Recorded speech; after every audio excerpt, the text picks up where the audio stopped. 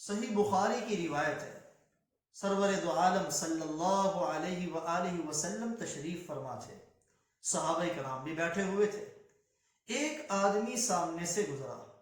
آپ نے پاس بیٹھے صحابی سے دریافت فرمایا ما رأیک فی ھذا، اس آدمی کے بارے میں تمہاری کیا رائے؟ وہ صحابی کہنے لگے من اشراف الناس، معزز لوگوں میں سے ہیں، مالدار لوگوں میں سے ہیں، واللہ اللہ کی قسم حری ان خطب ان ینکح، یہ اس قابل ہے کہ جس گھر میں بھی نکاح کا پیغام بھیج دیں ان کے پیغام کو قبول کیا جائے، کوئی ریجیکٹ نہ کرے، وَإِن شَفَّعَ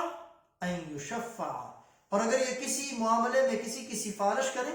تو ان کی سفارش قبول کی جائے، رد نہ کی جائے۔ فَسَكَتَ رسول اللہ صلی اللہ علیہ وآلہ وسلم، آپ صلی اللہ علیہ وسلم خاموش ہو گئے۔ تھوڑی دیر گزری، ایک اور آدمی سامنے سے گزرا، آپ نے پھر اسی صحابی کو مخاطب کر کے فرمایا ما رأیک فی ھذا، اس کے بارے میں تمہاری کیا رائے؟ وہ صحابی عرض کرنے لگے یا رسول اللہ من فقراء المسلمین، یہ ایک فقیر مسلمان ہے، واللہ حری ان خطب ان لا ینکح، اللہ کی قسم یہ اس قابل ہے اگر کسی گھر میں نکاح کا پیغام بھیجے تو اس کا پیغام قبول نہ کیا جائے،